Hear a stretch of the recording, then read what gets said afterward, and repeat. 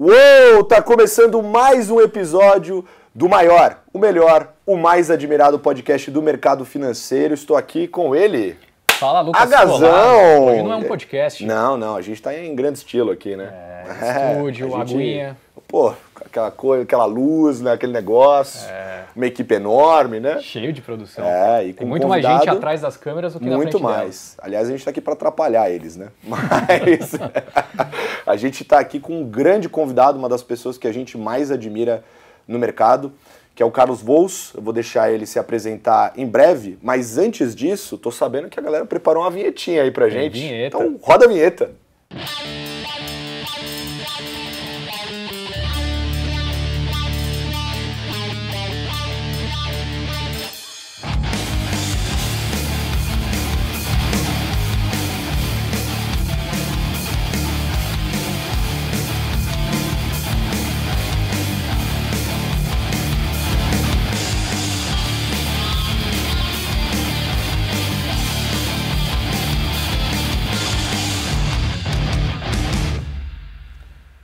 Bom, hoje a gente vai falar sobre muitos temas, né?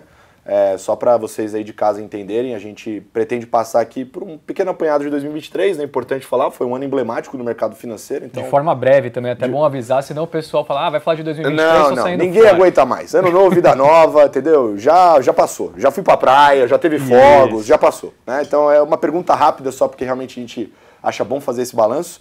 Depois a gente vai desmembrar o cenário e passando pelas geografias também mais importantes para construir ele, como por exemplo Estados Unidos. A gente quer saber a opinião do nosso convidado sobre, vamos falar sobre Brasil também e no final perguntar um pouco sobre o futuro da gestora. Afinal, a gente gosta muito desse mundo, é importante pra caramba pro mercado. Para quem não sabe, é uma das principais, né? Exato, a Capital é uma das casas mais importantes do mercado financeiro brasileiro, então sempre bom estar com eles aqui e perguntar também o futuro da casa, né?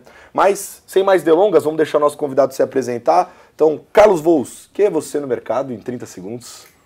Eu sou fundador da Capital, eu acho que depois de 14 anos, eu acho que não tem nem sentido mais usar o outro passado, né? O passado longínquo.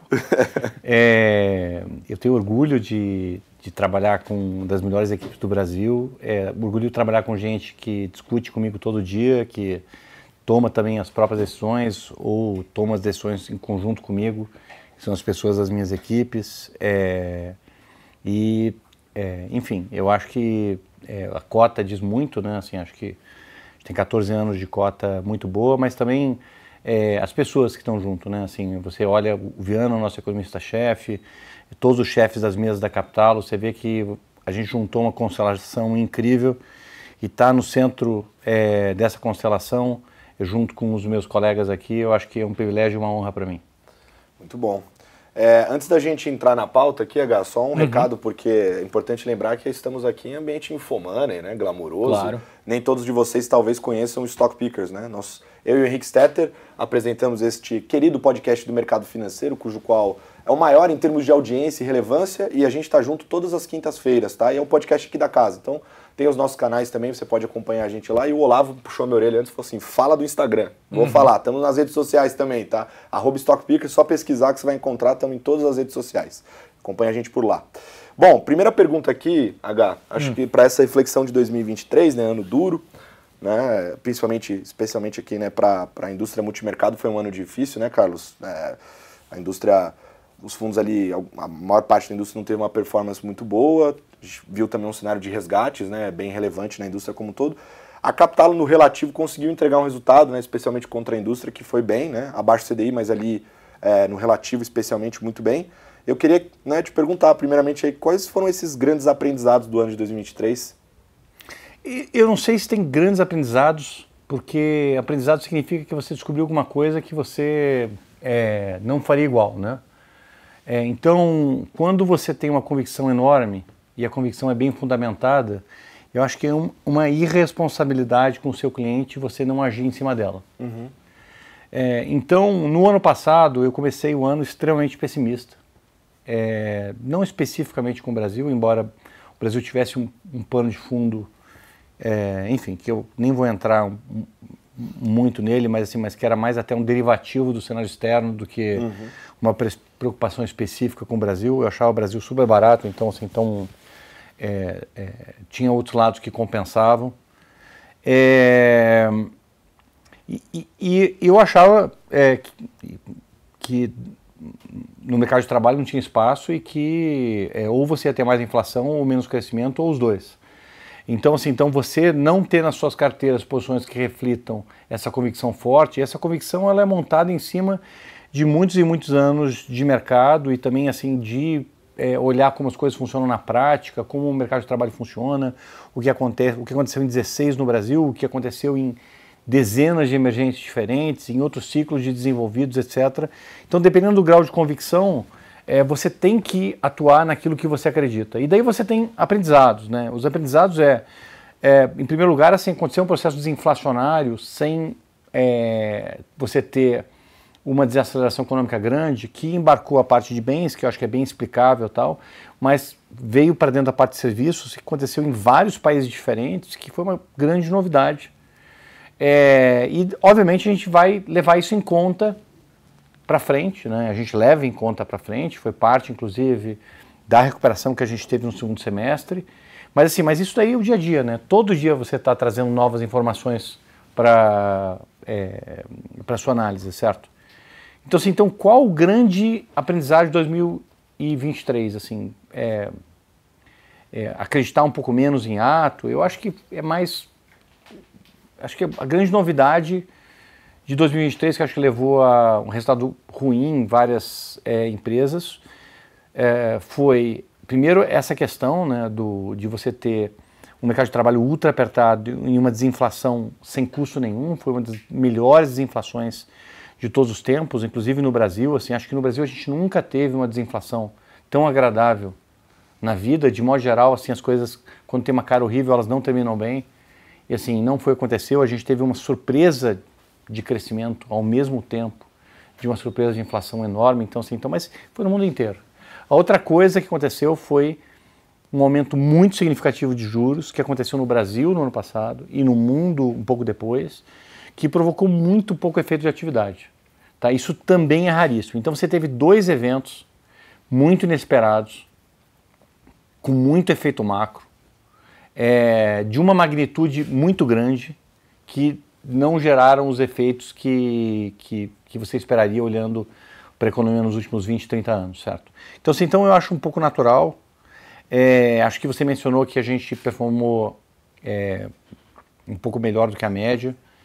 Eu acho que isso não é fonte de alegria, assim, a fonte de alegria é entregar resultado para o cliente. Então, assim, mas eu acho que uma coisa que fez a gente navegar e, na verdade, se livrar das convicções mais rápido e, eventualmente, até não entrar em algumas operações que eu acho que, assim, que eram um pouco perdedoras, é uma característica nossa, minha e da Capitalo, de olhar muito para o detalhe, de você procurar ver o processo acontecer. Então, acaba que a gente às vezes perde alguns trades que são, entre aspas, óbvios, porque a gente fica esperando ver nos dados as coisas acontecerem. Então, tanto a desaceleração econômica mais forte, que a gente não viu nos dados, a não ser em algum momento que até foi alarme falso, quanto a questão inflacionária, assim, a gente foi freado em fazer apostas maiores ou até errar mais, porque a gente procura várias fontes diferentes de confirmação e elas não apareceram. Isso acabou fazendo com que a gente errasse um pouquinho menos.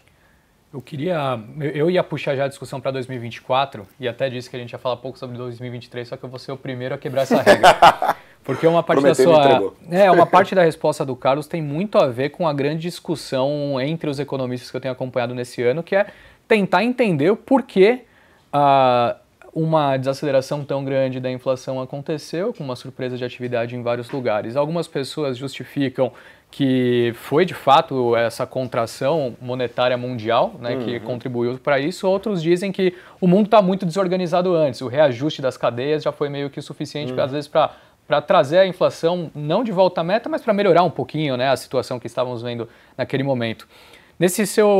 Nessa primeira parte da sua resposta, né, esse aprendizado meio número 1, qual que é a sua avaliação hoje, olhando para trás, Carlos? Por que as coisas se reajustaram de uma forma surpreendente? Não. Então,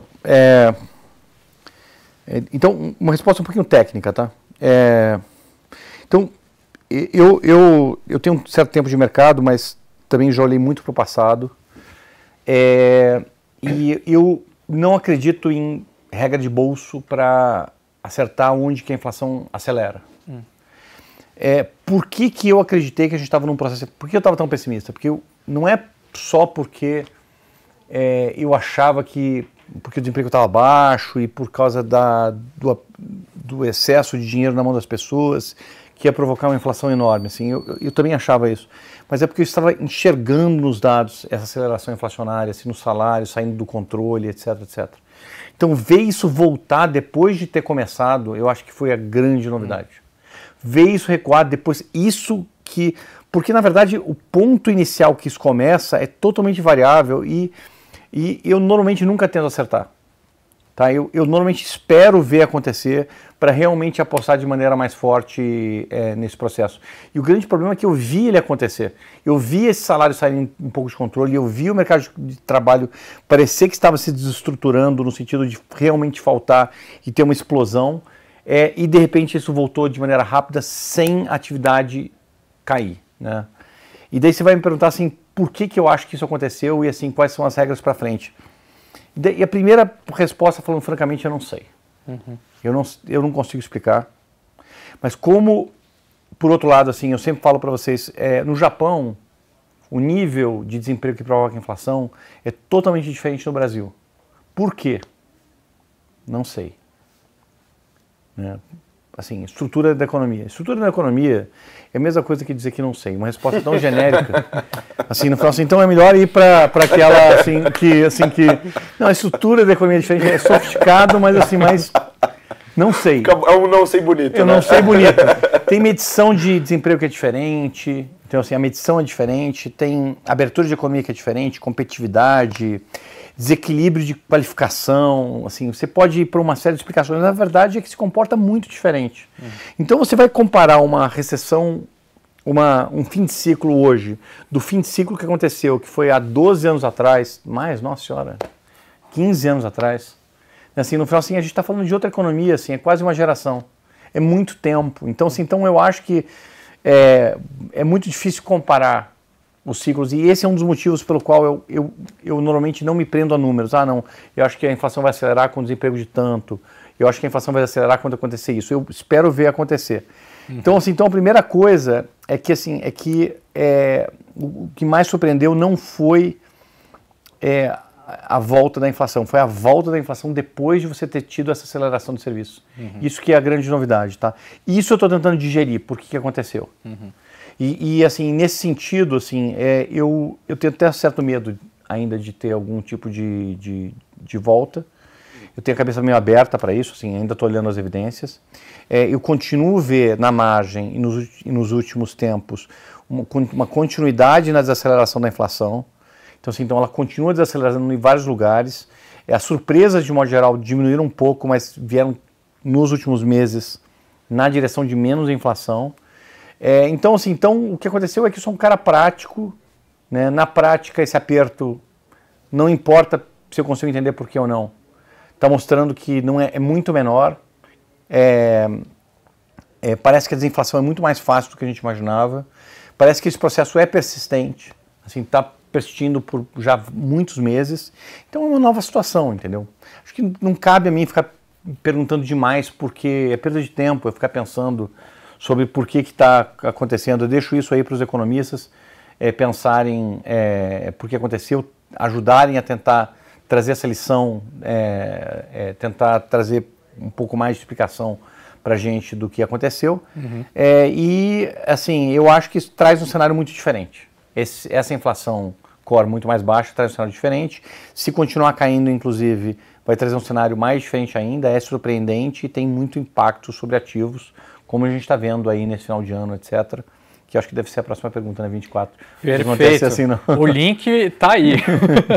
A pergunta que eu ia iniciar essa discussão de 2024 era basicamente essa, assim, apesar de ter essas incertezas de como aconteceu, o fato é que começa o ano, assim, obviamente você nunca parou de tomar decisão a respeito do futuro, mas a gente inicia um ano, até o nosso evento chama Onde Investir, é inegável que a gente tem que construir um cenário para os Estados Unidos, né? É necessário para desenvolver até para outras classes de ativos. Em meio a essa incerteza a respeito do passado, mas com uma convicção um pouco maior de que está rolando o processo desinflacionário e a atividade não deve, então, despencar como imaginado no passado. Qual que é a sua construção de cenário nesse momento para lá? Tá, então vamos começar comparando o cenário do começo do ano passado com o começo desse ano, porque eu acho que é ilustrativo de por que a indústria estava tão pessimista. Então, para trazer um pouco para o investidor, pessoa física, eu acho, entender, porque as pessoas ficam falando assim, não, o mercado está mais otimista, mais pessimista, porque vai crescer mais, vai crescer menos. E quando você exaure a sua capacidade de crescimento, assim, a questão de crescer mais e crescer menos, ela fica menos relevante. Porque quando você já exauriu, ou quando você passou, já está na reserva do tanque, né? Assim, cara, se você acelerar mais, só significa que seu combustível vai acabar mais rápido. Tá? Então, assim, e você vai parar de qualquer jeito. Então, se você acha que você está na reserva do tanque, assim, pouco importa a velocidade que você está andando. O fato é que você vai parar daqui a pouco. É o que a gente chama, que eu estava chamando de sala de conta de chegada. Tá? E tem a ver um pouco com o que eu estava falando no passado, certo? Então, assim, a grande discussão é que parece que em 23, e daí, nesse caso, assim, tem até uma coisa que piora o cenário, é que se você tiver andando com um tanque terminando, certo? E você está num lugar ruim, certo? Parece que você não tem muita saída para onde você está, certo? Que era um pouco da situação que a gente estava. Com a inflação alta, principalmente nos países desenvolvidos, assim, você vai ter muita dificuldade de relaxar a atividade fraca. Então, qual o pior cenário que você pode imaginar? É um cenário onde você vai ter um crescimento, uma queda do crescimento forçado, que traz commodities para baixo, etc., sem o apoio da política monetária dos países desenvolvidos. A gente lembra que nos últimos 30 anos, todas as crises que tiveram o apoio da política monetária dos países desenvolvidos, mesmo assim não foi fácil. Então imagina o que seria uma crise, que eu achava que era uma probabilidade alta, uma crise de crescimento provocada pela própria política monetária, com a inflação alta, com uma dificuldade de trazer essa inflação para baixo. O que ia acontecer é que você ia enfrentar ao mesmo tempo a desaceleração com juros muito altos no mundo, assim, e, enfim, não é à toa que, assim, eu achava, apesar de achar o Brasil barato, difícil ter uma alocação muito significativa num cenário como esse. Então, qual a diferença para esse cenário? Porque, assim, tudo bem, a gente tem mais espaço agora, tá? Então, assim, significa que você provavelmente não vai parar o carro daqui a pouco. Essa é a novidade. Eventualmente, dado que, assim, que a economia ela é mais dinâmica, né? Essa metáfora aí do carro, ela é limitada. Porque no final existe, teoricamente, uma velocidade, sei lá, um painel solar que você consegue andar para sempre numa velocidade um pouco menor, certo? Teoricamente, eu não acredito muito nisso. Assim, senão no fim do ciclo econômico, né? Assim, você continua para sempre, né? O fato é que você tem pouca gasolina no tanque. É isso. Esse painel solar, você vai ter que se mover a painel solar, certo? Não é tão agradável quanto o começo de ciclo. O começo de ciclo é uma delícia, né? Começo de ciclo, assim, depois que você já passou pela recessão, já começou a crescer, você tem um espaço de desemprego e você tem um Banco Central no mundo inteiro querendo te ajudar. Qualquer desaceleração, dado que o desemprego já está alto, né, e de modo geral a inflação é baixa, etc., assim, você tem um Banco Central que vai te ajudar, que é o que aconteceu em 11, 12 e mais, assim. Às vezes você tem preços bons, porque o investidor sofreu a recessão e está avesso a risco. Tá? Então a gente não está nesse momento. Assim, as pessoas às vezes estão ficando ultra otimistas, mas a gente não está nesse momento. Tá? A gente não está num momento de começo de ciclo, é um momento menos agradável do que esse, tá? É claro que para você chegar no começo do ciclo, você tem que passar pela recessão antes. Assim, mas o começo do ciclo é um excelente momento para você investir. É um momento realmente para você alocar um percentual muito maior. Assim, sei lá, se a gente pensar, dado que a gente está falando em como investir, falando um pouco para as pessoas, é um momento de fato que é contra-intuitivo, né, porque você pode sofrer uma recessão, mas é um momento que você vai realmente alocar uma parte muito relevante do seu patrimônio em ativos de risco, né? Então, assim, a gente não está lá. Mas a gente está num momento legal, assim, porque a queda do core de inflação mostra que, assim, que recriou o espaço, né? Ao contrário do que a gente tinha falado, que você ia parar num bairro ruim, assim, você para num lugar melhor. É um lugar onde os bancos centrais do mundo, como o Fed já mostrou no final do ano passado, vão tentar apoiar o crescimento econômico. Então, ativos muito baratos, ativos que têm gordura, ativos que realmente você acredita, entendeu? Assim, não é a mesma coisa do ano passado, que você achava que é um cenário terrível, que você deveria ficar leve de qualquer jeito. Eu acho que tem um espaço, porque mesmo se você desacelerar, eu acho, e não é certo que você desacelera, você realmente pode pegar um pouco, pelo menos um pouco dessa velocidade de cruzeiro, digamos assim, que você consegue andar com o painel solar, você consegue, se der errado, um apoio dos bancos centrais limita a sua perda. E assim, quando você investe, você tentar imaginar o que é cenário bom, o que é cenário ruim e pesar o quanto tem para ganhar, o que tem para perder é fundamental. Então, acho que a grande graça desse momento em relação ao ano passado é o downside. Acho que errado, quando você está pessimista, você sempre pode estar. A questão é o seguinte, assim, hoje, para você ter uma posição otimista, eu acho que, assim, que a probabilidade de você entrar num cenário terrível é muito menor do que era um ano atrás, né? E os ativos continuam em preços muito bons, eu acho.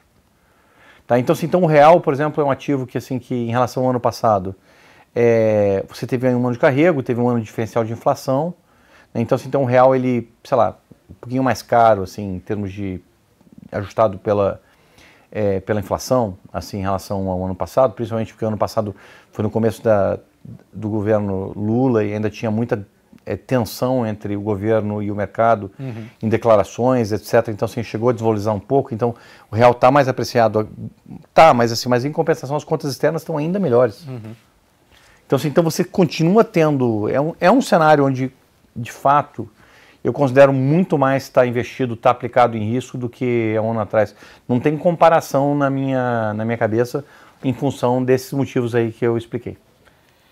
Ele trouxe vários pontos interessantes. Gostei desse paralelo que você fez da placa solar, da velocidade de cruzeiro, deu para entender bastante, mas eu queria tentar explorar mais isso, porque é um assunto muito interessante de fato, né? Parece que a turma entrou num... Não sei se você está sentindo isso, mas essa brincadeira de ano novo, vida nova aí para 2024, acho que como 2023 foi um ano meio doloroso demais, a galera pesado. Virou o ano tipo, não, agora vai ficar tudo melhor, as coisas vão andar, né? A galera ficou com esse espírito. Eu gostei desse negócio da velocidade de cruzeiro, então eu queria trazer um paralelo.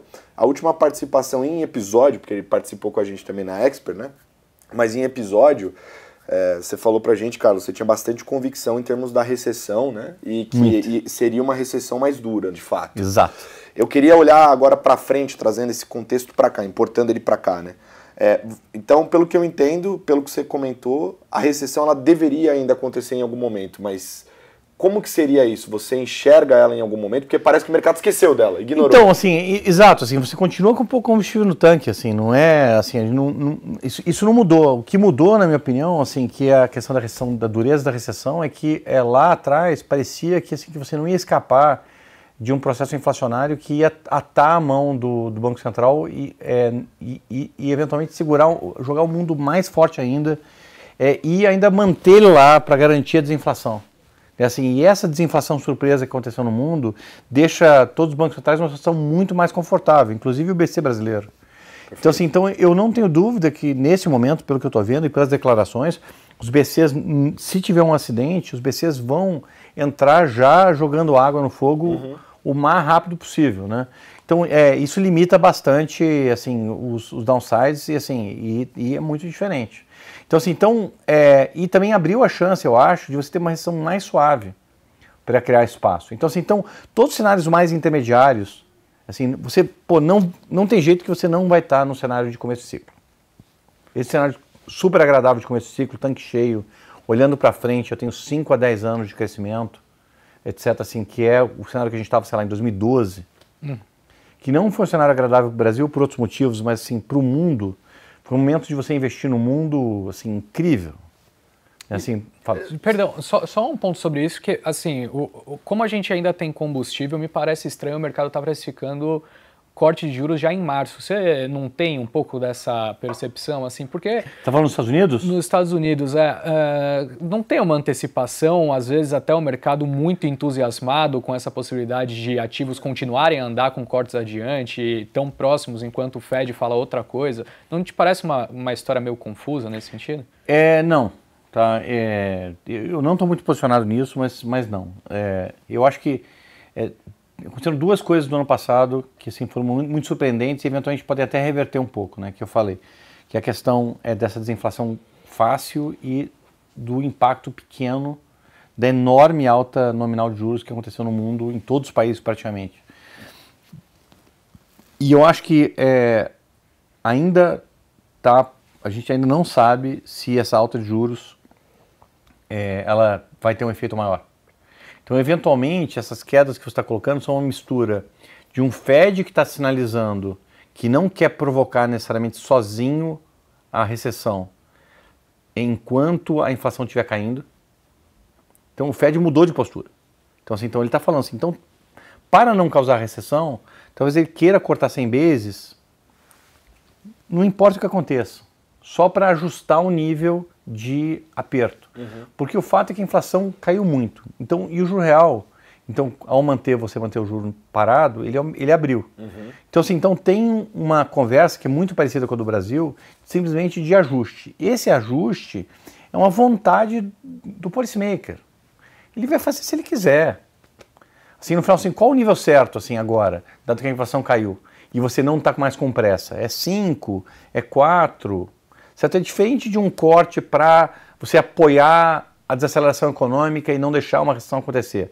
Ou você vê uma recessão acontecendo e daí você corta feito louco para tentar provocar suporte e eventualmente diminuir o impacto negativo dessa recessão, tentar minimizar esses efeitos, certo? Então, assim, é um negócio diferente. A gente está falando de um ajuste de policy, que é igual ao do Brasil. Esse ajuste de policy, como ele é muito mais subjetivo, assim, ele poderia acontecer a qualquer momento. E o Fed fica dando alguns sinais para os dois lados. Então eu acho que essa precificação é uma mistura de uma discussão de ajuste de policy, que é parecida com o do Brasil, com uma discussão de uma possibilidade maior de desaceleração à medida que você mantém o mesmo juro parado com a inflação caindo.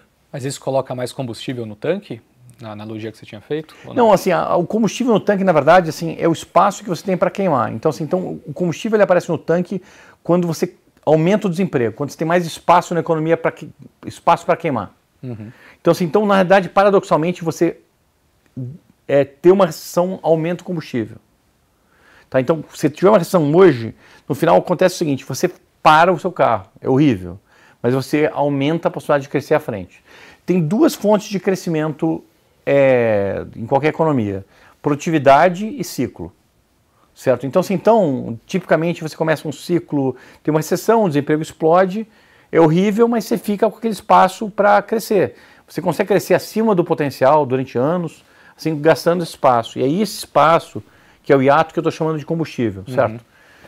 Então, assim, uma desaceleração, o combustível ele não é determinante para o que vai acontecer, certo?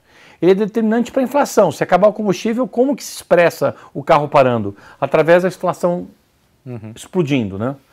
Então, assim, o Fed, ele está vendo a inflação calma. A inflação calma, a própria inflação é sinal de que tem mais combustível, de que tem mais espaço, assim, no final, assim, que você não estava tão perto da reserva quanto você achava. Como que o Fed vai gastar esse espaço é uma questão de escolha. Eu não acho absurda, eu acho agressiva. Por que eu acho agressiva? Porque eu não estou vendo sinais de desaceleração. A gente está perdido nesse dia da marmota. Assim, toda quinta-feira, o mesmo dado de pedido de seguro-desemprego.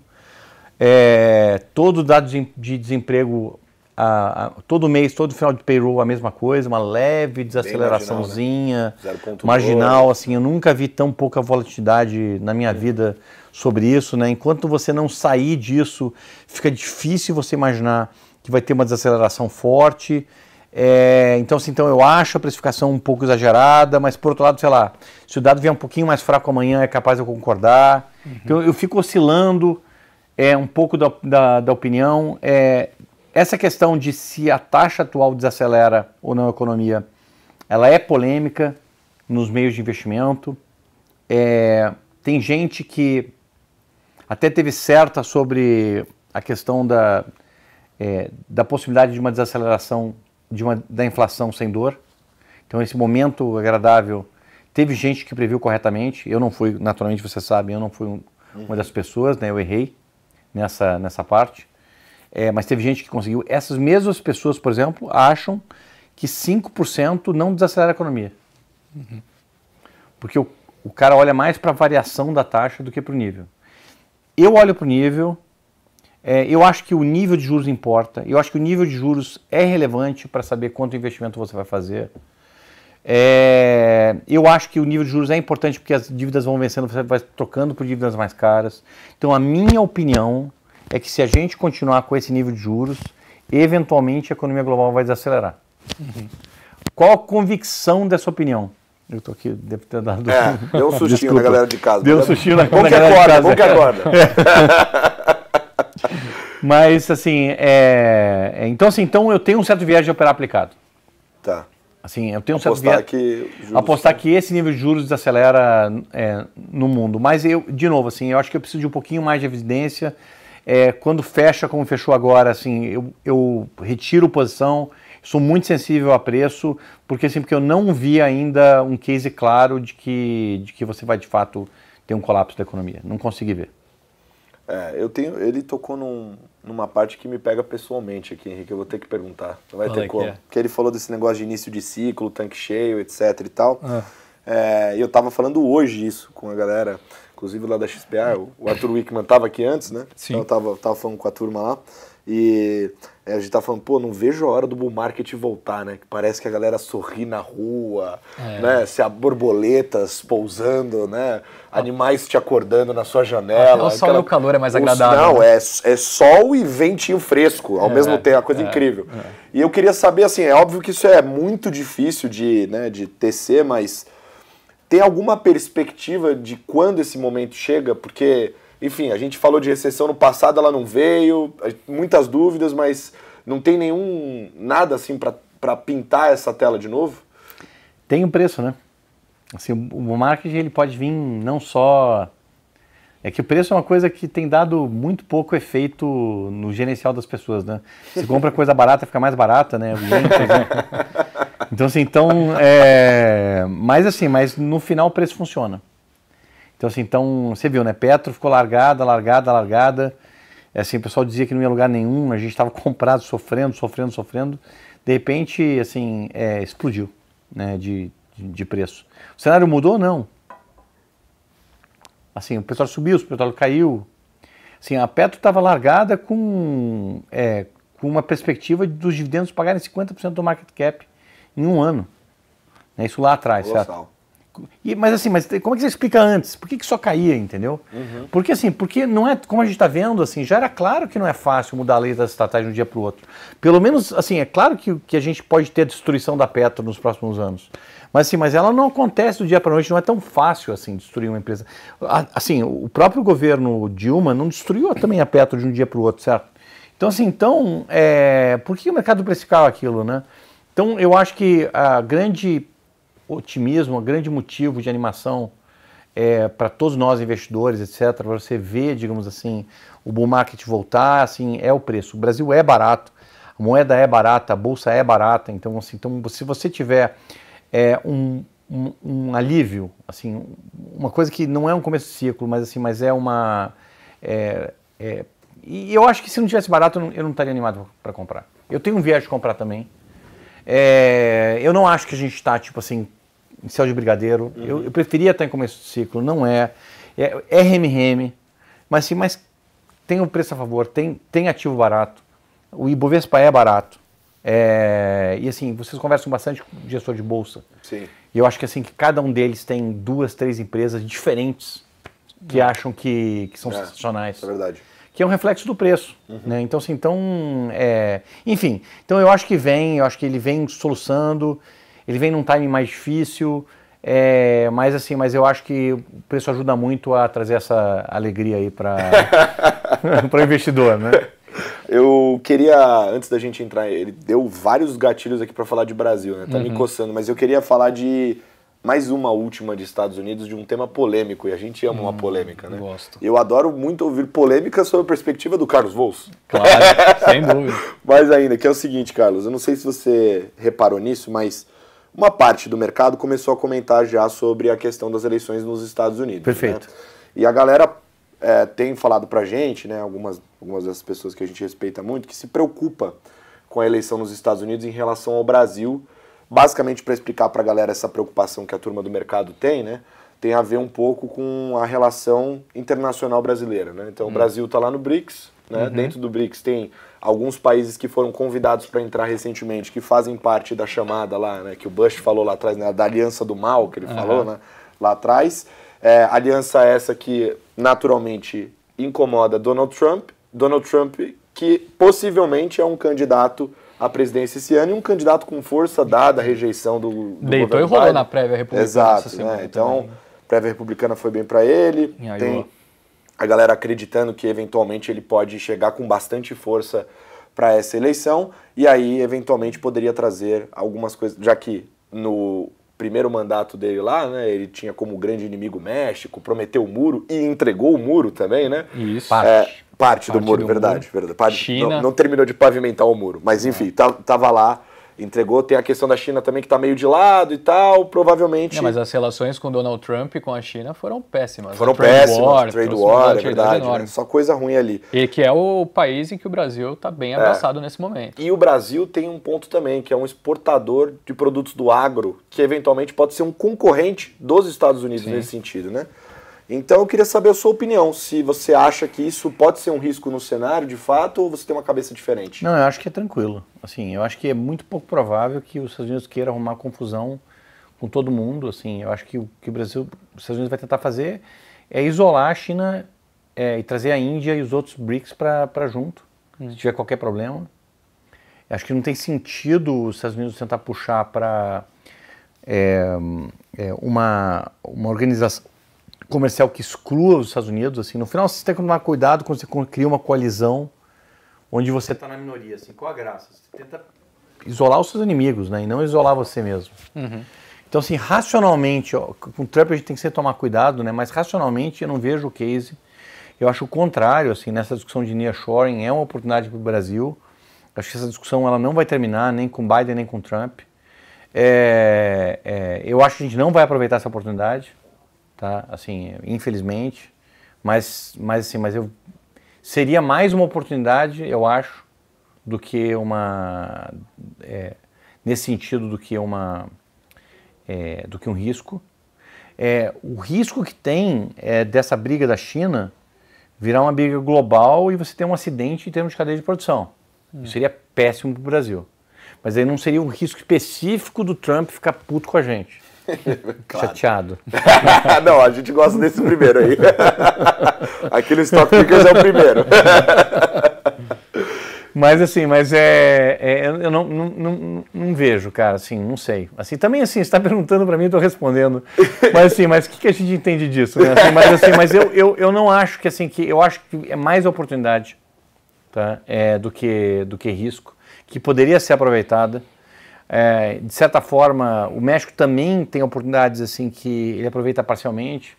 Ele acaba aproveitando mais porque tem tratados que garantem uma certa estabilidade, que o Trump pode ou não questionar, mas a situação atual é muito mais propícia para você usar o México como um parceiro alternativo do que você usar o Brasil. E assim, eu não vejo o Brasil aproveitando essa situação de nenhuma forma, mas eu também não vejo um risco muito grande. Posso puxar? Perdão, vai lá. Não. Eu só ia perguntar, né, porque ele falou de mais uma oportunidade perdida, né? Eu queria saber por que você acha que ela vai ser perdida.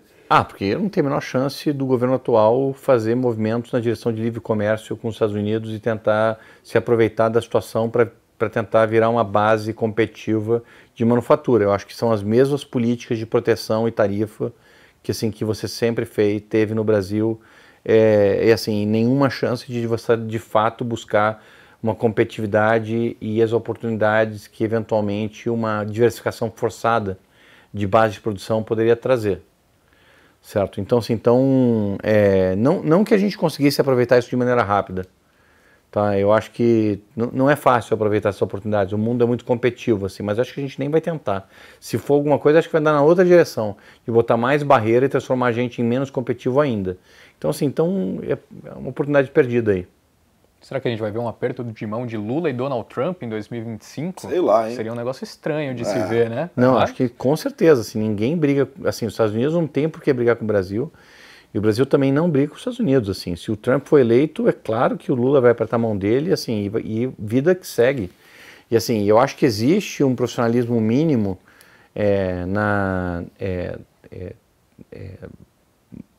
que eu espero que aconteça, e eu acho que no caso do Lula, já aconteceu no passado. O Lula tinha uma relação até próxima do Bush, para quem lembra.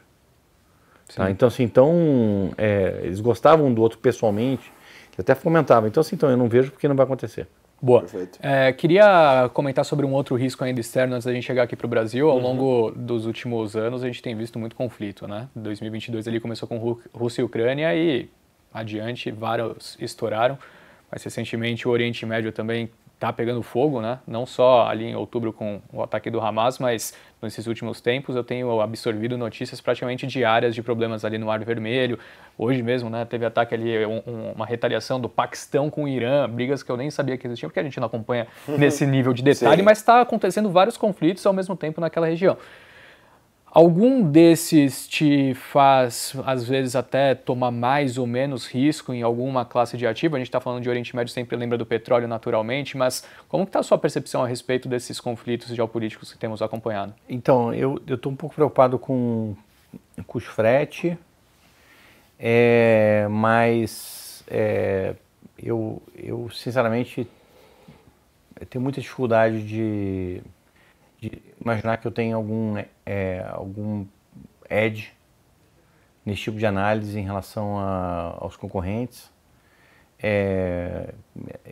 Eu lembro de quando eu era relativamente júnior e viajei para o exterior, viajar para o exterior, comecei depois de um certo tempo, a montar as mesas internacionais do BBM, que era o banco onde eu trabalhava, e você ia nas palestras, tinha os especialistas em geopolítica, e ficavam falando, sei lá, 20 anos atrás, da possibilidade de Israel, a qualquer momento, bombardear as instalações nucleares do Irã, e assim, era um tema muito popular e que pode acontecer, e arrancando o cabelo, fiquei careca, inclusive, por causa disso, certo? Então, assim, eu acho que hoje em dia, eu tento fazer, obviamente, bastante análise e eu leio muito sobre o assunto, mas eu acho que meu poder preditivo é muito pequeno. Tá? Então, assim, falando francamente, eu coloco relativamente pouco disso nos meus cenários e eu tento reagir aos fatos conforme eles vão aparecendo. Então, a gente teve várias oportunidades de escalar até agora. Assim, no final, assim, o processo de invasão de Gaza, ele já está em força total há muito tempo. É uma tragédia humana incrível nesse processo inteiro, que começou de maneira horrorosa. Enfim, eu não vou entrar, obviamente todo mundo tem a sua opinião sobre o conflito e assim, acho que a minha ela é irrelevante assim, nesse processo. Mas o fato é que está bastante avançado e você já teve muitas e muitas oportunidades de escalar, oportunidades diretas, não escalou por algum motivo, assim, que eu não consigo julgar. Eu acho que quando eu vejo uma possibilidade de escalar um pouco mais forte, assim, eu revejo, mas eu diria que assim que está me surpreendendo um pouco para o outro lado. Assim, no final, assim, você teve menos aglutinação em torno da causa palestina dos principais agentes ali da região e mais divisão entre eles do que eu imaginaria e menos escalada, assim, quando começou o conflito, você imaginando até onde ele ia chegar, assim, Então, eu obviamente, eu não tenho a menor ideia do que vai acontecer, certo? E vou tentar olhar isso de maneira um pouquinho mais agregada, vendo o que está acontecendo e o volume digamos assim, de ataques e conflitos que está acontecendo, mas até agora eu não acho que chegou num nível que garante que você vai ter uma continuidade de um processo ruim. E a minha capacidade de antecipar isso é muito pequena, eu acho. Mas você acha que o Brent, nesse patamar de 78, apesar de ter uma perspectiva de demanda arrefecida por petróleo, mas ao mesmo tempo ele não sobe com a escalada dos problemas, você acha que tem um pouco no preço esses conflitos ou o risco de uma escalada nesse momento? Como você está operando o petróleo? Então, eu pessoalmente não opero petróleo. A capital opera petróleo, mas eu não opero petróleo. Então, assim, então a gente tem lá o balanço de oferta e demanda e, obviamente, assim, no final, o quanto que tem no prêmio depende de quanto que você acha que vai faltar ou sobrar no balanço de petróleo e para quanto estaria o equilíbrio sem esses conflitos, correto?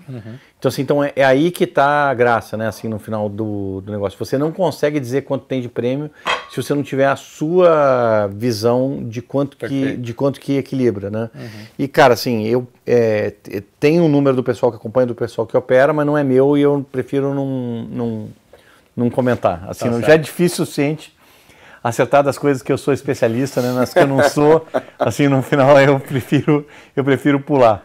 Boa. Agora acho que um tema que a gente pode abordar talvez que seja interessante aqui nesse contexto global, é aquela história de China, né, que tem sido um tema que a gente fala bastante nos nossos episódios, né, afinal de contas a China é super relevante para o mundo, mas recentemente, Carlos, a galera começou a comentar com a gente sobre usar o termo ininvestível para a China, né? Eu queria saber se você compartilha dessa visão. Então, assim, esse é um tema bem interessante, a gente está discutindo hoje, tá? Tem duas coisas que eu acho que são bem interessantes, eu vou até trazer, porque a gente mencionou o país, mas não falou. São dois grandes temas, né? Que eu acho que são interessantes. Nesse tema de Trump tem um outro tema, que, assim, se a gente vai ter uma repetição do que aconteceu na primeira eleição dele, que foi a desregulamentação e o impulso fiscal que você teve com os cortes de impostos do Trump, que provocaram um aumento enorme nas bolsas. Então, essa vontade de acreditar no bull market, ele também está um pouco ligado a essa ideia de que você teve um aumento enorme de preço de ativo da outra vez que o Trump entrou, né? E eu não consigo ver. Eu não consigo ver porque eu acho que tem mais tensões geopolíticas e você parte de uma situação fiscal americana horrorosa. Então, eu acho que a gente está numa situação fiscal nos Estados Unidos onde se você tiver uma piora de uma magnitude suficiente para provocar um efeito fiscal positivo nas empresas americanas de modo a gerar mais lucro, etc., assim, eu acho que você vai ter efeitos sobre a curva longa muito nocivos que vão contrabalancear. Então, assim, eu tenho muita dificuldade em achar que, assim, que você tem um cenário Trump. Assim, eu estou mais pessimista com a Bolsa Americana por causa do preço também, mas principalmente com os small caps, assim, do que eu estava, por exemplo, há pouco tempo atrás. Há pouco tempo atrás eu achava que, assim, que era muito melhor ficar aplicado em juros do que vendido em bolsa. A gente até teve isso um pouco na discussão com Guerra. No episódio que você estava mencionando aí há pouco tempo atrás. Porque eu achava que ia vir primeiro. Como eu acho que tem chance da gente passar esse ciclo sem uma recessão no curto prazo, ou com uma recessão muito suave, né? No final você é obrigado a discutir esse novo equilíbrio de juro real mais alto. Esse novo equilíbrio de juro real mais alto, ele não deveria deixar o mesmo valuation de bolsa que você tinha antes. Sim. Tá? Então eu acho a bolsa super cara, tá? A bolsa de pequenas empresas mais cara ainda nos Estados Unidos. Perfeito. E eu não vejo esse potencial upside de desregulamentação. Não estou animado com isso. Eu prefiro comprar bolsa brasileira, prefiro comprar bolsas que são realmente baratas, assim, bolsas que eu acho que, assim, que tem uma possibilidade de surfar muito melhor esse cenário do que é claro, assim, que o Nasdaq e até o S&P, dada a composição hoje do S&P, que tem muita coisa, tem muitas empresas que, assim, que tem um carry, digamos assim, de crescimento, assim, que são empresas de growth, que num cenário de estabilidade elas acabam crescendo bastante e, enfim, são muito relevantes no índice. Então, assim, tem um jogo um pouquinho diferente do que um jogo de um índice normal e tem muita qualidade. Então, assim, eu tenho bem mais dificuldade de ficar vendido no S&P. Acho que pode andar. No Trump, eu acho que a desregulamentação, que é um negócio que não tem a ver tanto com imposto, mas é mais uma questão de fato regulatória, tem mais benefício para as empresas maiores, principalmente na consolidação, uma empresa comprando a outra, M&A, eu acho que isso pode ter um efeito grande de valuation também, eu acho que afeta significativamente as empresas maiores. Então, assim, eu acho que tem esse tema de desregulamentação no Trump, tá? Esse tema é favorável ao mercado, mas bem menos do que da outra vez. tá? Porque eu não vejo o espaço fiscal para tentar fazer esse ganho todo, né? Então, sim, mas eu acho que tem alguns ganhos marginais sim, mas mais na parte de regulamentação, menos na parte, digamos assim, de um impulso fiscal grande. Na China, né, que é o que... Posso só te interromper antes da gente falar de China, porque você levantou várias bolas para a gente perguntar como você está posicionado, portanto, nos Estados Unidos, assim, em termos de classes de ativos, porque ao mesmo tempo... Então, eu estou comprado, como você pode notar, estou comprado em S&P e vendido em small caps. Eu acho que assim que isso é uma posição que vale a pena ter. Assim, não é uma posição grande, mas assim, mas eu gosto da posição, tá? Eu acho que assim que esse espaço onde você não acha que tem um colapso, porque quando você acha que o risco é muito grande, você tende a operar mais simples, que é como eu estava no ano passado. Hoje eu acho que o cenário atual ele permite mais plays relativos. Você carregar uma carteira com muitos plays relativos que você acha que tem um diferencial de valuation muito significativo. Eu acho que você acumulou nos últimos anos com essa discussão de sim ou não, assim, desequilíbrios significativos, um deles a China, que a gente vai entrar agora de valuation, e eu acho que assim, isso abre espaço para uma série de plays, então você trabalhar com a carteira talvez com um gross maior, assim, talvez traga resultados muito significativos para os clientes olhando para frente agora. Tá? Então um deles, por exemplo, assim, esse diferencial entre Nasdaq / S&P e Small Caps, eu acho que esses dois mercados têm bem mais para ganhar, na desregulamentação, principalmente na discussão de monopólio e assim essa mão pesada aí que o Biden teve nessa parte de regulamentação. Eu acho que as principais empresas afetadas são as empresas maiores. Então isso libera uma série de atividades, eu acho que assim que podem deixar o mercado sonhando um pouco mais alto, tá? Então assim, essa posição é interessante. Na China, que era a pergunta que você está falando, que é uma outra empresa, outra bolsa que não para de cair, não para de ficar mais barata. Eu acho que tem um movimento de saída de estrangeiro, esse negócio de ininvestível, mas a gente tem que lembrar que a bolsa, que isso aconteceu no Brasil também. Os estrangeiros saíram da renda fixa brasileira. Assim, você teve um processo de saída do Brasil enorme, né?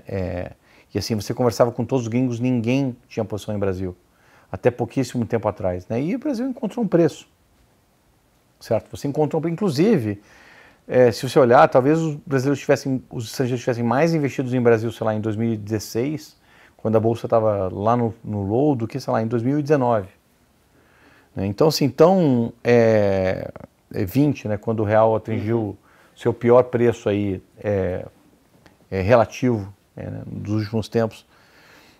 Então, a China é um país de poupança enorme. Se o chinês resolver comprar a bolsa chinesa vai subir. Tá? Então, assim, o estrangeiro como driver da bolsa chinesa, que é um país com o tamanho que a China tem, ele só funciona como determinante nesse processo até um certo momento. Na hora que você começa a ficar menos relevante para o mercado, o driver local passa a dominar essa questão. Você teve uma série de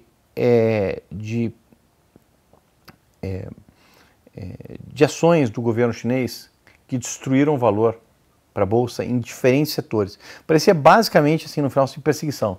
Algum setor começa a ir muito bem, o setor de games, software, etc., pau. Assim, vai lá e você... e daí, assim, daí um outro setor começa a ir, e daí você vai lá e teve um movimento para desequilibrar o setor de construção, dizendo que era bolha, etc. Então, gerou a sensação nas pessoas que qualquer setor que tiver destaque, você vai ter uma certa perseguição. Eu acho exagerado. Eu não acho que é garantido isso. Mas se você olhar, por exemplo, a geração de caixa da Bolsa Chinesa nos últimos 10 anos, basicamente ficou meio constante. O que é meio ruim, né? Porque uma empresa de crescimento, um país de crescimento alto, com uma geração de caixa meio constante, assim, é ruim, mas também não foi negativo. Tá? Então, assim, se você tiver qualquer tipo de crescimento num valuation muito baixo, acho que você pode realmente ter um rally muito significativo na Bolsa Chinesa. Eu acho que vai acontecer agora? Não, porque eu acho que dois motivos. Eu acho que o estrangeiro ainda tem um pedaço para sair, embora se você conversando com os dealers, você vê que, assim, que as posições já são muito mais leves, mas eu acho que tem para sair. E o segundo é que, dei uma opinião pessoal, assim, de modo geral, eu acho que o investidor chinês, ele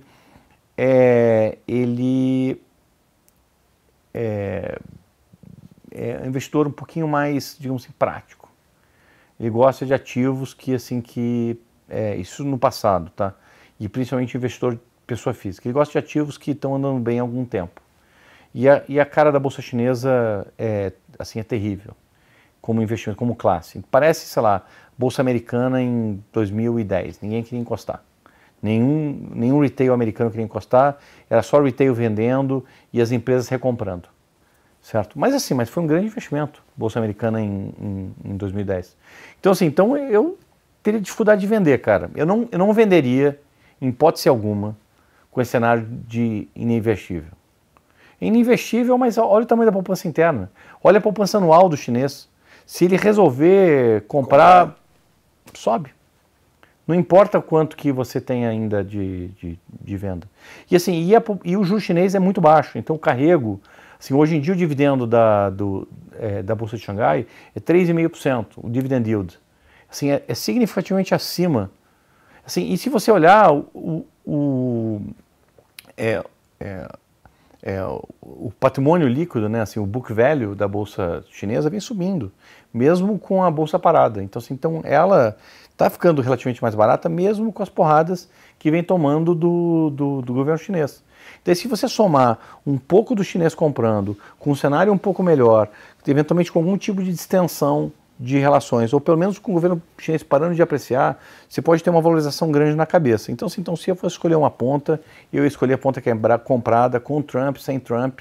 Eu não consigo escolher a ponta vendida, acho muito arriscado. Boa.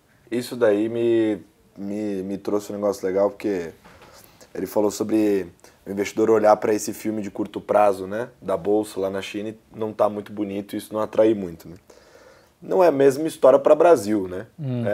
Embora aí o ano não começou muito legal pra gente aqui, né? Que é compradaço em bolsa, né?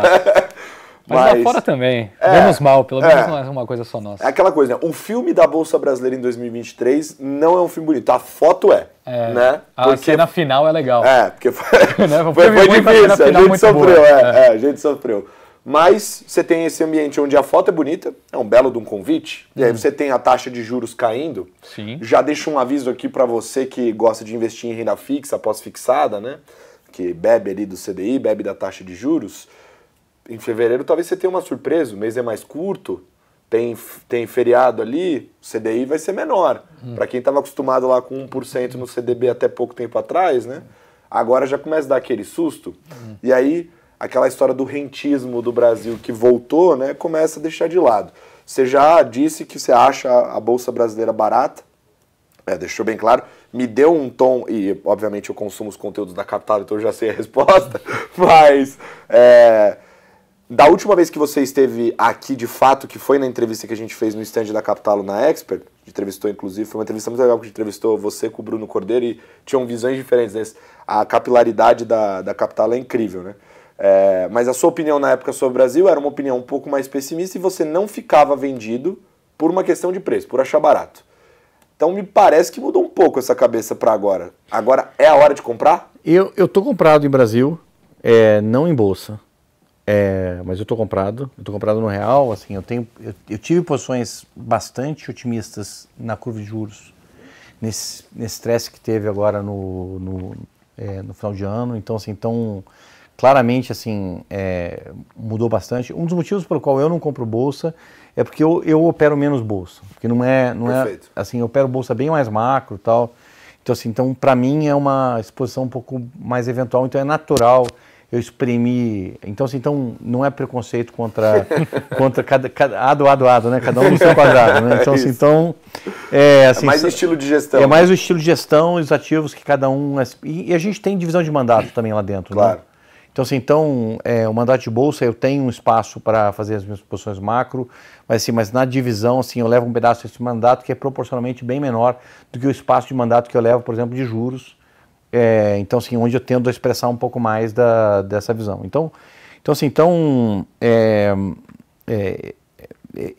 Eu acho que, assim, que Bolsa Brasileira não depende tanto, assim, do CDI. Graças a Deus, porque eu acho que não é claro que, assim, que o Banco Central o Banco Central tem que parar os juros. O correto seria parar os juros em algum ponto restritivo, eu acho.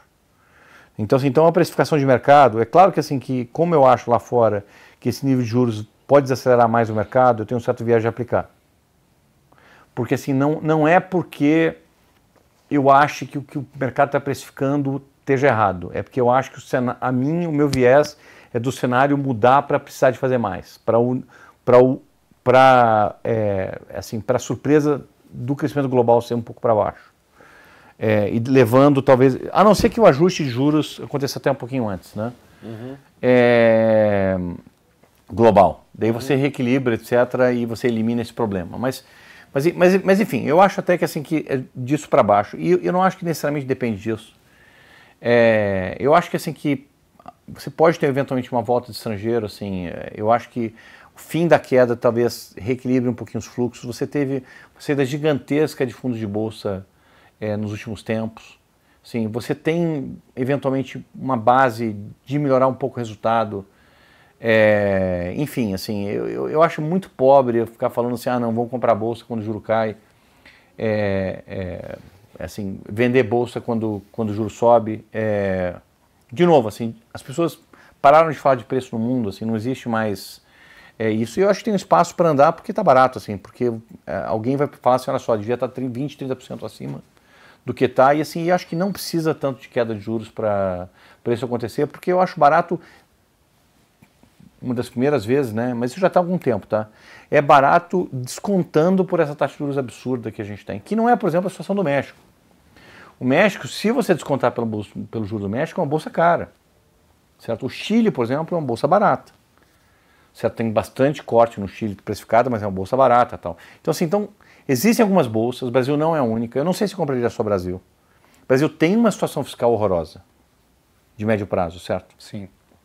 Que também entra um pouco nessa conta do prêmio, né? Eu acho que, obviamente, assim, daria muito mais conforto de comprar se a gente tivesse uma situação melhor. Mas também, assim, eu acho que é um pouco do que a gente vem falando sobre o novo arcabouço fiscal. O novo arcabouço fiscal não é bom. São regras confusas, ruins, que dificultam você subir imposto para ajustar um fiscal, porque na hora que você aumenta a arrecadação, aumenta o gasto, tem uma série de defeitos. Mas a grande qualidade do arcabouço é criar algum tipo de barreira que leve você, sei lá, a um novo processo eleitoral ou uma nova discussão de longo prazo, assim, porque você ficar short numa bolsa barata ou não alocado numa bolsa barata, você chega no próximo ciclo eleitoral, mesmo com uma dívida um pouco mais alta, assim, eventualmente, se tiver um candidato um pouco melhor, você vai ficar com medo de não estar alocado, tá? Então eu acho que, sei lá, assim, acho que o principal motivo para estar comprado é porque é barato, assim, porque a gente continua tendo possibilidade de crescimento, porque você vende um excesso de aperto que você eventualmente vai diminuir, isso vai trazer algum tipo de alívio em uma série de setores, mas eu não estou achando que, assim, que você vai ter um processo, não estou conseguindo enxergar até agora, a não ser que mude um pouco o cenário global, assim, você voltar para um nível de juros que realmente faça com que as pessoas aloquem em bolsa para diversificar ou para fugir do CDI ou da renda fixa. Eu acho que é um processo ainda sofrido, assim, ainda não é partir para o abraço, não. Cola, sabe uma discussão que ao longo dos últimos tempos a gente tem tido muito no Stock Pickers, que eu acho que, assim, sempre quando a gente conversa com alguém de juros, vale a pena, né, trocar essa bola. Escutamos ao longo de 2023, várias e várias vezes, o pessoal falando sobre o risco da possível mudança na presidência do Banco Central ao longo de 2024. E chegamos no ano em questão. Perfeito. Queria ouvir sua opinião a respeito disso. Você acha que tem potencial de fazer preço? O que você está achando sobre essa história? Acho que tem, é mais um dos motivos, eu não queria mencionar, mas é um dos motivos que eu acho que, assim, que o viés é de aplicar, né? Assim, eu acho que a gente teve uma mudança de postura de 2022 para 2023, 2024 no Banco Central. Eu acho que, assim, que você teve uma mudança aí com o Diogo, acho que fazendo uma comunicação mais consistente, e a inflação não está na meta, a perspectiva de mercado as expectativas de inflação são acima da meta, então eu acho que você tem mais um ano ali onde você vai oscilar um pouco, mas eu acredito que o mais provável é você continuar na discussão atual, que é uma discussão que eu acho que levaria a você parar, como eu falei, um nível com bem menos restrição, mas ainda restritivo, o que limitaria, digamos assim, o sonho de um ciclo de corte continuado. Mas, assim, você está mudando aí o balanço, você pode ter uma mudança um pouco maior. Você teve a nomeação de um nome que eu acho que é considerado bom, que a gente... nomeação de um nome. Teve o Haddad propôs nomes que eu acho que, assim, que não são claramente na direção de um afrouxamento monetário a qualquer custo. Mas, sinceramente, eu não sei dizer. Tá? Eu colocaria como um risco para esse lado. Se for nessa direção, será que a Bolsa sobe nesse cenário? Não sei, eu acho que a Bolsa sobe se a expectativa de inflação cair e você cortar os juros pelo motivo bom. Não na marretada. Não na marretada. Então até para Bolsa eu acho menos relevante. Eu acho mais relevante para juros mesmo. Tá? Então esse é um outro motivo pelo qual eu acho que o viés, assim, se for para um preço mais ou menos justo, com um pouquinho de prêmio, eu acho que, assim, que eu tenho um certo viés de aplicar, embora eu acho que assim, que você deveria parar talvez num nível um pouco mais restritivo. Enfim, somando ao viés de achar que o mundo pode dar uma desacelerada um pouco mais forte à medida que você troca dívida barata por dívida cara. Só uma dúvida conceitual quanto a isso. O que você considera como juros restritivo? Qual que é o patamar que você acha? Assim, tem toda a discussão eu acho que, sei lá, eu acho que 9,5 é restritivo. 9,5. É restritivo. 9 eu acho que dá para argumentar que é restritivo. Então eu acho que tem espaço para cair aí, assim, ainda mantendo num patamar restritivo. A inflação, o core caiu muito, certo? Então mesmo você falando, sei lá, inflação de, sei lá, 3,8, vai. Assim, você está um nível de 9, vai dar 5 e pouco de juro real, assim, é restritivo. Então, assim, então 8,5, assim, o que não dá para sonhar é com aquele ciclo, assim, aquele que vai para o acomodativo. Isso aí é uma delícia, né? Mas enfim, mas eu não consigo enxergar ele acontecendo até agora. Então, assim, como eu falei, assim, eu apliquei um razoável aí um tempo atrás, trouxe essa posição. Tem uma série de riscos fiscais de médio prazo, assim, que não são só no Brasil, nos Estados Unidos também. Então, assim, você tem que levar em consideração no processo qual o prêmio de risco adequado que você deveria ter, né? A Bolsa brasileira, é barata, né? Será que é melhor você comprar o real, assim, que tem um carrego bom, que tem um conta corrente maravilhoso, assim, conta corrente espetacular? Então, assim, tem também uma discussão de onde você alocar um certo... Assim, eu acho que, assim, eu acho que tenho 25 bases para ganhar, 50 bases para ganhar, vou alocar aqui. Talvez tenha opções melhores, eu acho, em termos de alocação de risco para você gastar, digamos assim, o risco Brasil, o risco... Assim, eu vou ser sincero, cara, assim, as pessoas entram... O fiscal não mudou nada, só piorou, certo? As pessoas estão calmas com o fiscal. Eu não consigo entender. Eu não consigo entender porque o pessoal estava histérico quando esse juro do segundo semestre bateu quase 11, assim, e estava subindo o juro nos Estados Unidos. Assim, o povo ficou histérico há 3, 4 meses atrás. Sim.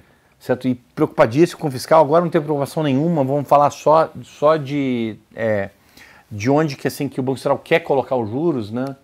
Assim, não só assim, de prêmio de risco, né? Assim, a discussão de prêmio de risco, de repente, ela desaparece, né? Mas, cara, assim, eu acho que nesse ponto então, assim, nesse ponto para aplicar um pouco, assim, na parte curta, em função disso, tudo que a gente está falando, mas é uma posição que, assim, que talvez você consiga resultados melhores em outros ativos brasileiros equivalentes, inclusive à Bolsa. Que deu essa quedinha aí, que pode ser uma oportunidade de comprar um pouco. Legal. Muito bem. Bom, agora eu acho que seria legal a gente ir para o tema captá-lo, né? Sim. A gente, quando recebe figuras emblemáticas que a gente tem uma admiração muito grande, inclusive parte... Né? Pô, mas vamos parar com isso, pelo amor de Deus, gente. Assim, a gente tenta, assim, no final, assim, gestor grande, gestor pequeno, assim, o mercado é muito bom, assim, e a gente acerta, a gente erra, etc. Não, eu estou pedindo mesmo, assim, para emblemática, assim, vamos cortar esse negócio aí. Não, mas olha só, tem vários jeitos de encarar o emblemático, por exemplo. Quando eu digo emblemático, é porque, por exemplo, eu e o Stetter, nós somos aqui, dá pra falar que a gente é da jovem guarda do mercado? Dá, né? Acho que dá. Acho que dá, né? Quando a gente entra no mercado, você recebe alguns nomes lá, né? Aparecem algumas pessoas lá que você vai atrás para descobrir o que é. Eu, pelo menos assim, para mim os gestores eram como se fosse um álbum da Copa, tinha as figurinhas lá, os jogadores e tal. E sempre tem o jogador que você tira do pacotinho da Copa. Você dá aquela hypada, né? Não, tem uns que você tira e fala assim, beleza, legal, vai álbum aqui, bacana, legal. Uhum. Mas tem uns, cara, que não tem como, entendeu? Você olha e fala, pô, isso aqui é demais, entendeu? Tipo, você troca por 5. Você vai ficar trocando, você troca por 5, ou você cola na parede, entendeu? Na escola, cola em tudo, entendeu? Cola. Tipo, você entrava numa sala de aula, tinha um Ronaldinho Gaúcho lá em cima. Isso. Beleza, eu tentei cortar e eu piorei, né? Então vamos pro Ronaldinho Gaúcho, vamos pro assunto, né? Ronaldinho Gaúcho tem essas pessoas, você é uma delas, né? E a Captalo é uma casa muito relevante no Brasil hoje, né? E aí, a gente conversando sobre a conversa de hoje, a gente pensou assim, putz, uma pergunta que seria boa fazer é quais são os próximos passos, já que a gente está falando de futuro aqui, né? Onde investir em 2024, futuro.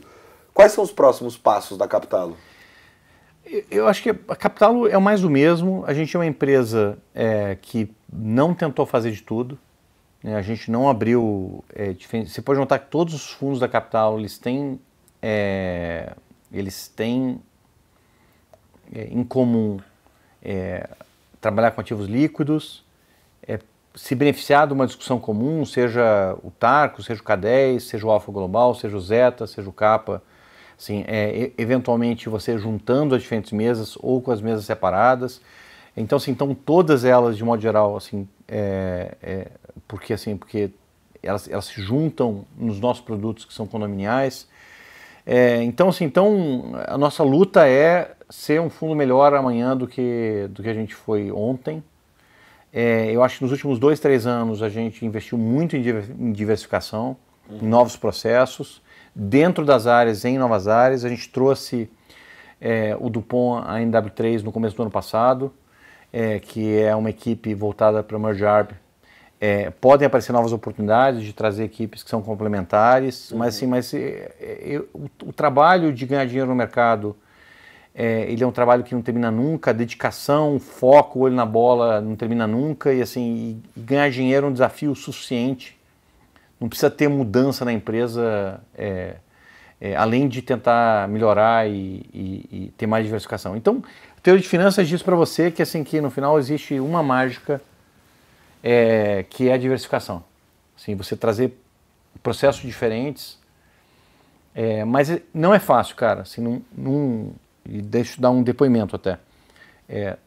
Numa empresa como a Captalo, que é uma sociedade, que é uma partnership, que a gente mexe nela conforme o tamanho das mesas, e o tamanho das mesas a gente mexe conforme o resultado passado, e assim, a minha posição não está garantida, a posição de ninguém está garantida dentro da empresa. Então, você lida com gente que opera diferente, e as pessoas que operam diferentes, elas pensam diferentes. Elas não pensam diferente só sobre o mercado, elas pensam diferente sobre o que fazer no dia a dia na empresa. Então, o desafio de você manter as pessoas comprometidas, fiéis, entendendo o que está acontecendo, remando para a mesma direção, é muito difícil. E eu acho que essa é a dificuldade de fazer um multigestor como é a Captalo, onde não tem um book central. Quase todos os últimos multigestores ou tem um book central, ou tem um grupo de sócios que começou junto, etc. Assim, e a gente não. A gente tem um espaço onde realmente, se a pessoa outperformar, ela vai ter E o desafio de construir isso todos os dias é enorme. Então eu diria para você assim, que, cara, fazer bem o que a gente já faz é difícil demais. Já é um grande próximo passo, né? Traz muitas vantagens. Essas vantagens, elas ficam aparentes no tempo.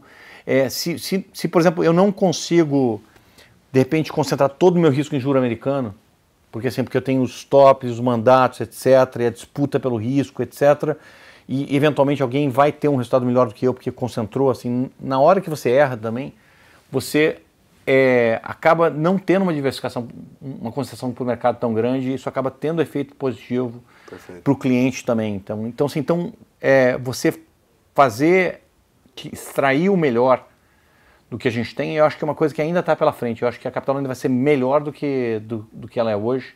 Eu acho que a gente vai conseguir extrair mais, eu acho, das áreas. As áreas e as pessoas já estão com a gente há muito tempo, os gerentes já estão há muito tempo, então entendem o que a gente faz. Já tiveram bem, já tiveram mal na cota, entendem por que a gente está junto, entendem por que você faz uma discussão melhor dentro. A gente trouxe o Viana há um tempo atrás, e o Viana realmente é um cara espetacular em termos de discussão dentro da empresa, está trabalhando fortemente para transformar a área econômica da Capitalo numa das melhores do mercado, quer dizer, já era, né, assim, mas não vou dizer, vamos dizer assim, melhorar mais ainda, tá? Então, assim, e tem um foco em entregar isso no curto prazo. Eu acho que, assim, esse é o trabalho, e assim, cara, assim, com mais captação, menos captação, vai ser esse o trabalho. Tá? Eu não acho que, assim, que a gente passou 6 anos com uma empresa relativamente pequena, né? Assim, e não vai ser com um mercado um pouco melhor, um pouco pior, que a gente vai mudar alguma coisa na nossa determinação e na nossa confiança. Se a gente tinha confiança no nosso trabalho quando o nosso histórico era curto e a gente teve um segundo ano ruim na Capitalo, certo? Assim, depois do que a gente fez esse tempo, e a gente vem reinvestindo desde sempre. Então, essa é a força do projeto, e assim, é um projeto persistente, porque a gente acredita. No dia que a gente não acreditar, ele acaba. Não importa quantos bilhões você tem sob gestão, não importa quanto de capital próprio você tem, assim, no final depende de cada um de nós acreditar, e a gente acredita. Muito bem. Outra coisa que eu queria perguntar para você, Carlos, a indústria, a gente discutiu isso no Carteiros do Condado, que é um dos nossos programas do Stock Pickers, bastante ao longo do ano, né? A nossa audiência pediu muito para a gente falar sobre multimercado, e eu até tenho orgulho desse trabalho, porque eu acho que a gente trouxe bastante informação para o investidor final, para ele entender que isso, ciclos de curto prazo não determinam se um fundo é bom ou ruim, não é por isso que você tem que tomar a decisão de resgate, né? Ou de investimento também, né? E um ponto curioso, né, que a gente viu ali no ano passado, uma situação onde a indústria multimercado acabou entregando um retorno aquém, né, um retorno na média ruim, e um ambiente de muitos resgates, né, da indústria, algumas gestoras inclusive sumindo do mapa, né, que a gente apelida aqui no mercado de consolidação, né, não necessariamente uma consolidação só por aquisições, mas também por gestoras sumindo mesmo do mapa, né. E eu queria ouvir um pouco da sua opinião, você como empreendedor do segmento, né, fundador da Capitalo, estando dentro de uma das grandes empresas do setor, como é que você enxerga esse momento da indústria? Então, para começar, como você falou, eu não acredito muito em consolidação, porque eu acho difícil juntar. São culturas diferentes, estilos diferentes, tem duas cotas, como é que você junta um produto no outro? Então, assim, eu acredito em você trazer grupos complementares, que é uma coisa um pouco mais difícil de fazer, né? Mas a fusão simples, tem dois grupos aqui, você junta, não funciona, né? Assim, no final existe, por exemplo, aquilo que faria você fazer, mesmo com o mercado bom, eu acho que faz sentido de você fazer com o mercado ruim. Obviamente tem até mais motivo. Mas basicamente você não consegue fugir, a lógica é a mesma. Você não traz duas empresas para se fundir só porque o mercado está mais difícil. Assim, isso deveria ter lógica mesmo com o mercado bom, e eu acho que a consolidação ela não vai acontecer. O que vai acontecer é que você vai ter gente que vai desistir. Agora, até as pessoas falam assim, não, desse business model de 3 pessoas e uma Bloomberg, assim, achando que vai captar bilhões, é um absurdo. Cara, eu não acho, tá? Assim, o que eu acho absurdo é o cara achar que vai captar bilhões, não vai. Tá, mas é porque a concorrência é dura, etc. E porque, de modo geral, a partir de um certo ponto, assim, no final você gera uma cota, etc., o cliente ele exige um grau de controle, de processo, de segurança, de backup de gestão, assim, de equipe, etc., assim, para fazer uma alocação um pouco maior, né? Mas cara, assim, eu acho que o principal é as pessoas que estão na empresa acreditarem e estar disposto a pagar o preço, o custo, a oportunidade de carregar isso, certo? É claro que as pessoas têm família, têm diferentes pontos da vida, etc. E você entrar num projeto desse com um deadline, tipo, tem 2 anos de deadline, no final, isso você fica muito dependente do mercado, e você fica muito dependente das circunstâncias da sua cota específica naquele momento do tempo. Então, é um projeto que você começa sabendo que você tem uma alta probabilidade de não dar certo. E é impressionante realmente que as pessoas acharam que essa probabilidade ela era muito alta.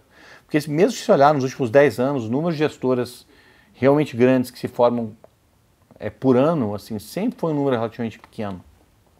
Agora, sempre teve muito a ver com persistência, eu acho. assim, com a vontade de, com a próprio gestor acreditar. Né? E na Capitalo, por exemplo, assim, a gente tem um processo onde a gente reduz o risco das áreas que, por exemplo, não estão performando bem, a gente reestrutura, conversa sobre o que está acontecendo e daí é engraçado que tem comentários contrários, né? Ao mesmo tempo a pessoa fala assim, pô, mas o cara reduziu o risco, não está ganhando dinheiro, tem que pagar a equipe, como é que... Porque, bom, se ele não acreditar no processo dele, dado que assim que tem a possibilidade de sempre se recuperar, assim, e na Capitalo a gente tende a ver processos pequenos com com um certo valor, né? Porque se eles forem bem, a gente pode transformar num processo que faça diferença no retorno do investidor, né? Então, enquanto eles são pequenos, eles afetam um pouco, mas a gente tem a opção de, então, no final, todo o processo pequeno é uma opção para a gente. Né? Então, assim, então isso acaba fazendo com que a gente tenha um esforço de ajudar e analisar o processo com cuidado.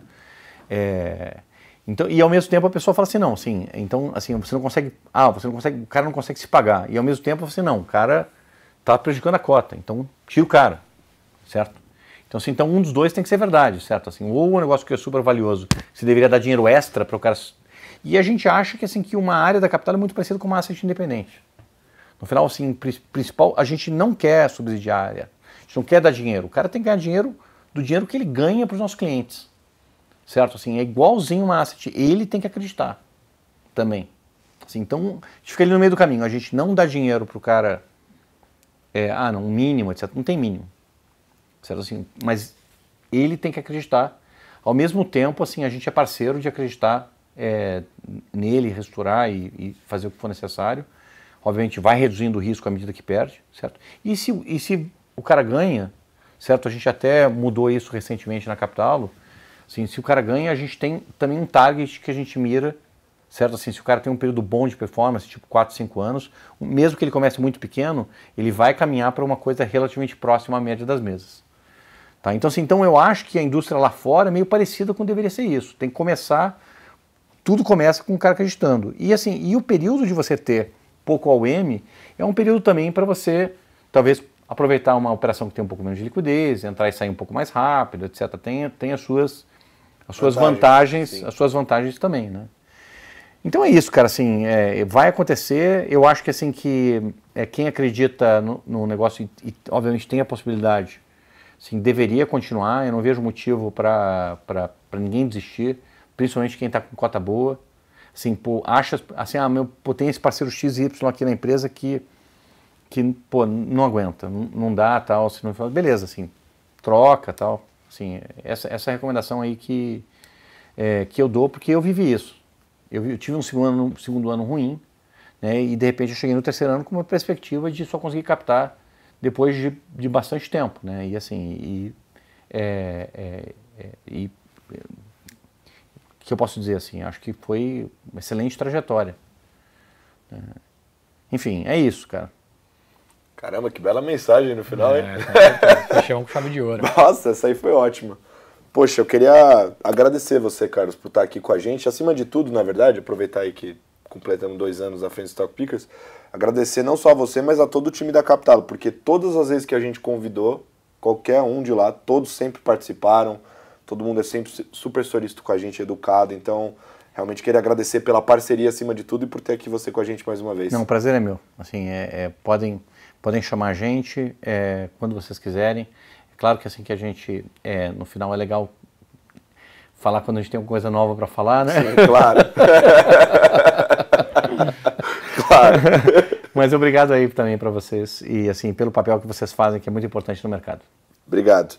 Bom, é isso aí. A gente vai ficando por aqui. Um beijo. Tchau.